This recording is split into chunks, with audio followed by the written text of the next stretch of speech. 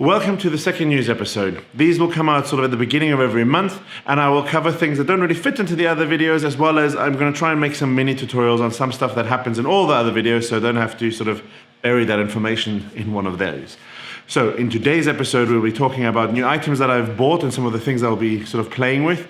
I'll look at future projects. I'm also going to look at a quick update on the router table. Some cool stuff has arrived for that. And then lastly, I will also have a go at showing you how I use my table saw. So just so you have an idea of sort of how the setup is when I do those cuts. But yeah, let's get cracking with that.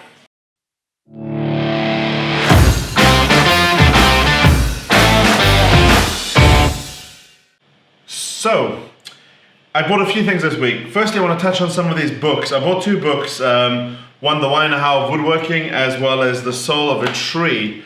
This one is by George Nakashima, and this one is by Michael Pekovic. Now, they're both very different books. The Soul of a Tree is more philosophical book and talks about the experience of George over the years and with wood and the relationship between humans and trees, etc. It's quite interesting. It has a lot of also, examples of different joineries, particularly Japanese joinery, which in sort of the woodworking community is quite a revered type of joinery, because they obviously have a very different style to sort of the Western world. So that's quite interesting. I'm quite enjoying that. I literally only got it a few days ago, so I've only started it. The second book is more a traditional sort of tutorial driven book. I think that's a bit unfair, but it talks about sort of the common tools we use, common approaches, cabinet making, box making, etc. All the traditional joints that we know. And one of the cool things about this is right at the beginning, he's got like the core rules of being in the workshop, and one of them talks about machines versus hand tools. Now, I predominantly use machines, but that's because I feel like they get me to a point very, very quickly. But further to that, it's like when I do more detailed things, hand tools are just better. However, his argument was, use the tool that gets you to that stage where you have the most fun. And that sort of was my thinking. It's like, I don't want to, cut out dados and that by hand. I've got the power tools to do that. But when it comes to finer joints or inlays of that, I like using hand tools. Now, I haven't used them a lot in the project so far in my videos, because basically the router table is not, high detailed work. However, I want to get better at that. So what I bought is, I bought these 3 sets of diamond stones. So these are sharpening stones, obviously a strop as well. And the idea is that I can sort of, sharpen my chisel, etc., and slowly get better, and maybe even tackle the dovetail joint, which seems to be like the one joint that we're all scared of. And on another note with that, is like I have this old plane that I inherited from my dad. I don't know how long he's had this. He got it, I don't know, secondhand somewhere as well, as far as I know. But the idea is that I want to restore this to working order and start working more with, planes, etc. Especially as I start going into more projects that are less shop projects, but more scenic pieces, right? Talking of future projects, what I have here is a new cut list. So a cut list just shows you how to break down sheet material. And this one was generated by Cutlist Optimizer. It's a really handy tool. But anyway, I want to show you this because this is actually for the project for Max's bed. So I mentioned this a very, very long time ago in the intro video. Max wants a bed. I'll blend the design that I made in here. As you can see, it's a train bed, quite complicated. But this week I'm going to start speaking to my suppliers to order that wood. It requires quite a lot of sheet material and the odd other things. So it's a pricey endeavor, but I think it'll be totally worth it. So stay tuned for that. At the same time, I'm looking at some other projects. I'm talking to various friends that need various things. From a friend of mine wants a guitar stand, guitar stand where he can stand some of his guitars, as well as maybe a display unit for guitars.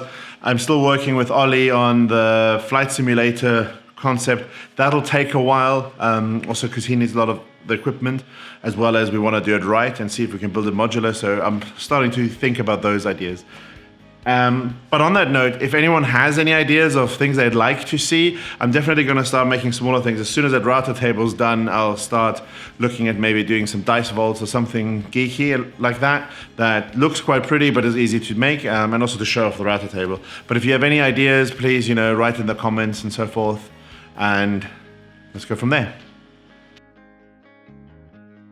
Also, we have the shelves that I made installed in the kitchen. I say we have had them installed because, while I could have done it myself, I promise, I had the chaps that installed the kitchen did that work for us. So they're in there. I've already posted some pictures on Instagram and the Facebook page, but here's some more so you can see how a project that maybe shouldn't have been as complicated as it actually was turned out. I'm quite happy with them, as well as the chalkboard. So the chalkboard's also done, so we had that done as well. It's hanging there. I'll blend some pictures in, obviously, so you can see how that looks. I'm quite happy with it. For, they're simple projects, but you see them every day, so I'm quite happy. Okay, router table. So just a few minor updates on this. I have finally got my T-Track. So let me show you. So these in essence are tracks, like this is a mitre track. So we're gonna embed these into the tabletop, and then you can sort of move a guide within it. I ordered these from AliExpress and I was a bit worried because they took forever to arrive, because they were cheap, much cheaper than you can get them here in our sort of bigger stores, but I'm very happy they arrived. The other thing that I purchased is these casters. So these are the same size casters as what I have on the router table, but they're non-swivel. I was thinking of fixing these. I could have modified them, but that would be a waste of the caster, so I would rather replace that. Downside is I need to drill some more holes, so I think I'll have to figure out a way how I can plug the other holes, but that'll happen a little bit later in the project.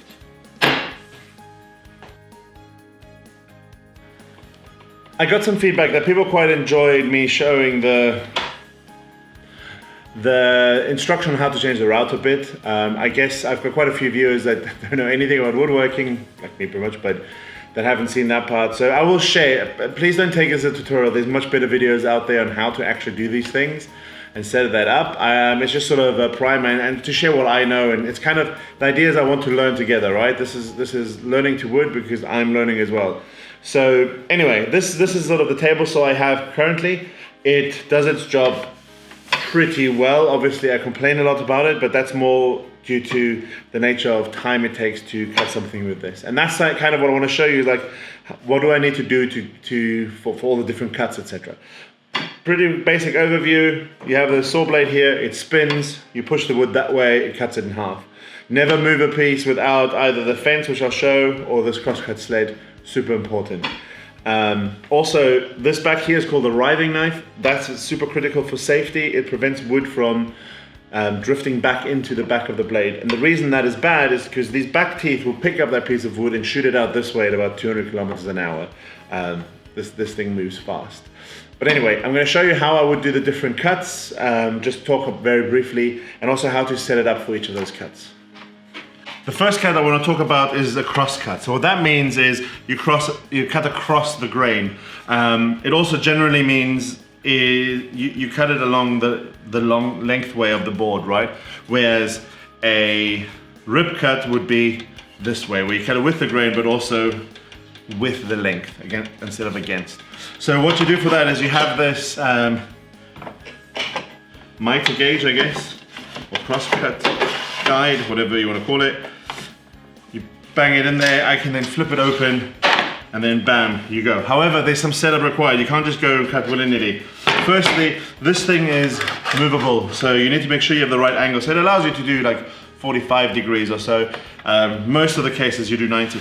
The other thing that's super important for all your cuts, for your standard cuts, there is some sort of bevel cuts, but I'll cover those later, or in another video rather, is that this blade needs to be 90 degrees to the table. So for that, I use sort of this guide. I get the blade out all the way. Sorry about the movement, the wheels aren't locked. And make sure that this is 90 degrees. That can be quite finicky, but and it takes a while to set up, but once it's set up, you know it's good to go, at least for those cuts. The other thing you need to check with this, if you are doing 90 degree, is ensure this angle is right, because whatever angle you set this is the angle you will get in the cut. The other thing with the table saw is it's super important to set the height. You don't want to have this much blade out. It's super dangerous, right? I mean, you put your hand across here, it's off. So, you know, you always want to expose as little as possible to the blade. Now, there's some contention on how high you should set it. For my sort of understanding, like some say just a fraction. I generally use the guide to make sure that the riving knife is at least as high as the wood. I don't know why, that's sort of my thing. It also prevents the amount of dust to be flow around. If you put the blade quite high, when it cuts at the back, the dust flies up, whereas here it'll actually scoop it back down and into your extraction. And then that's it. So then you just put it there, you hold it tight or you clamp it down and you push it across, and that's how you do your miter cuts or 90-degree crosscut. The other thing you can use is the fence. Sorry about that noise. So this fence is or should always be parallel to the blade. You pretty much measure the distance you want here. There is a scale here, but in mine it's not very accurate. So I tend to just use a measuring tape to measure the distance from here to here, and then you just lock it in place, and that's the width of the cut. You then use not your hand, but use a push stick like this. So you have a push stick here. Ideally you want a second one to apply pressure from the side, but as you know, I use this gripper. Love this tool, not sponsored, but it allows you to do all three forces. So it's got a sticky bottom, you hold it down, you can push it that way and push it forward all in one go. Pretty handy tool. I recommend everyone to get one. And then you just do your rip cut. Now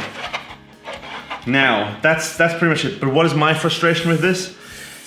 This fence, and I know people say, oh, you just need to learn how to use it, but it has play, like you can see. So I can literally like set it at the bottom and then it moves when I tighten it. Also, sometimes the distance here is not the same as here, and that's super dangerous. If this distance is less than this distance, you can have that kickback. So I can still push the riving knife out of the way, kickback happens, piece of wood flies that way. So for me, it takes quite a lot of effort because I measure both sides and make sure that they're the same, or actually this could be like 0.5 of a degree to the right, so that there's a bit wider here. You'll still get your perfect cuts, but that takes quite a lot of time. The other problem I have with this one is the distance I can go here is not very far. So I think that's like 16 centimeters.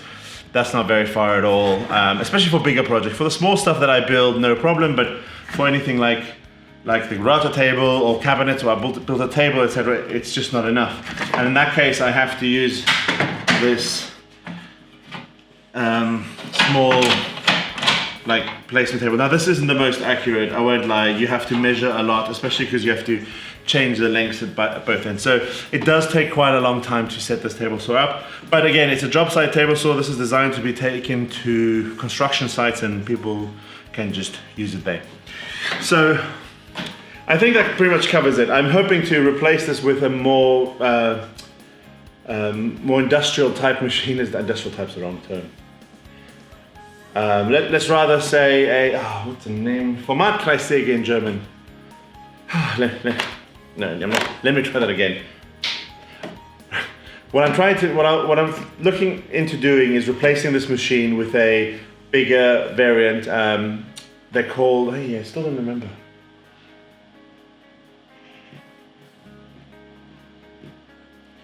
Formatkreissäge auf Deutsch. Yes, panel saw. Right. What I'm going to try and be doing is replace this with a hobby or entry-level panel saw. In German it's called Formatkreissäge, which works slightly different. It has a movable table that comes all the way up to the blade, very popular in Europe. And also this side will be much wider. I'm looking at one that can give me 60 centimeters on that side. But the beauty of it is it'll have like an extension arm so that I could even cut down big panels on the table saw, and that will be fantastic because it's much easier than having to do the initial cut with the hand saw. Oh my word, what's wrong with me?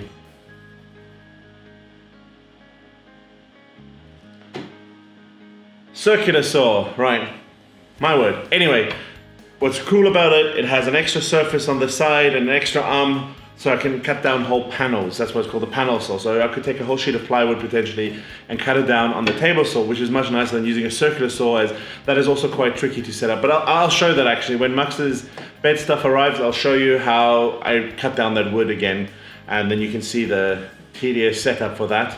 It works, but again, it's all about saving time, right? Like this machine definitely works and it's good entry level, it's fairly cheap, but you pay with it in time. And I noticed that I spent a lot of time setting this machine up, which should just be a measure and go.